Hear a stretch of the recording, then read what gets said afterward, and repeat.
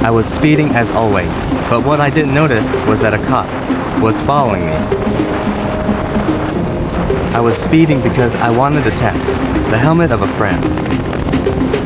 I can tell you that the helmet was approved after this ride. I noticed a car with red stripes coming up really fast. As the car came closer, I noticed that it was a police car. They didn't turn on their sirens or lights to try and sneak up on me, but I already was aware of their plan.